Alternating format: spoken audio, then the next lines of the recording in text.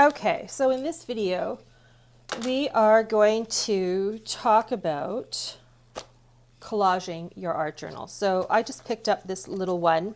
This was gifted to me by somebody. It's just a smaller version of the big journal I had shared in a previous video. So it's all just blank pages. And as you can see, I already did a collage on the first page. I did that some while ago and I just haven't done anything with it.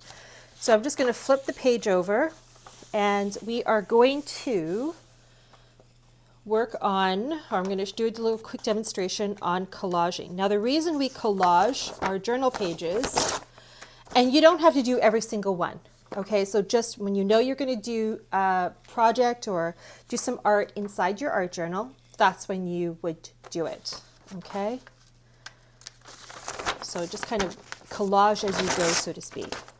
So I've got some old book pages here that I'm just going to rip up.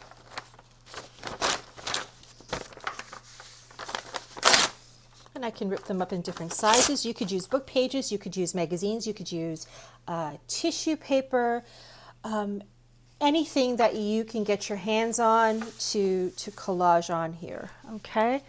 And the other thing that would be handy if you could get your hands on is a protector, plastic protector for your pages. Now I used, these were the inner plastic lining of like cereal boxes, cracker boxes, that sort of thing. So I would just take out, once the cereal was done obviously, I would just take out the lining and cut it open, spread it out, and now it's a very inexpensive page protector that is also good because I am now repurposing something instead of it getting tossed out in the garbage. So I will put this behind the one page, like so. And this one here, the other one. And this is just so there is no, it prevents the pages as I'm gluing sticking to the other pages. This is also good to use when you actually start to paint and everything. Okay, so I'm going to use my palette knife and I'm going to use my Mod Podge as my adhesive.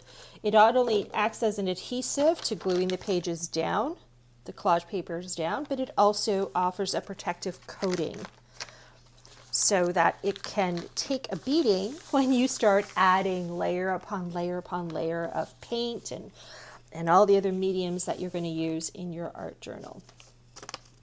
So we're just going to get some, and I'm just going to do a quick demonstration here of how we do this. Now, as we start to go and dive in together in doing our monthly journal prompts, you will probably see me doing this again anyway in the videos that I share and upload each month on the journal prompts. But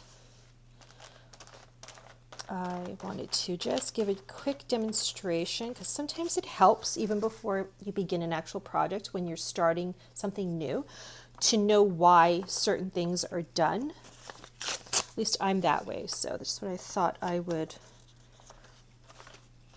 share this with you, this step ahead of time. So as you can see, I'm just placing the pages down and applying. So I'm applying it on the book page and over top to help protect. And the palette knife that I'm using, or an old bank card or something flat, helps remove air bubbles and wrinkles in the paper that naturally occur from this. Okay, so I'm just going to work quickly here just for the sake of trying to avoid doing a super long video. Now I've got leftover black paint that is now, because it's being wet again or moistened again from the glue, that is coming off of my book pages, and I am fine with that because I tend to like things to look grungy.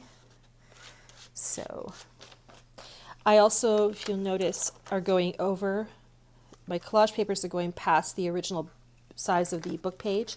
Again, that's a personal preference, but it's just something that I myself prefer doing. So normally I don't work this fast, but I'm trying to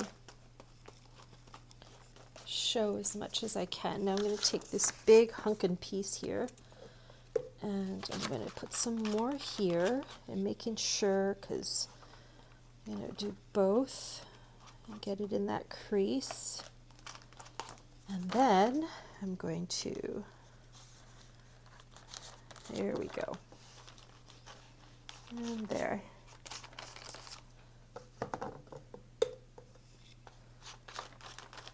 The idea is to don't overthink this. Just go with the flow and enjoy the process, because really at the end of the day, that is what is the most important thing, is just enjoying the process.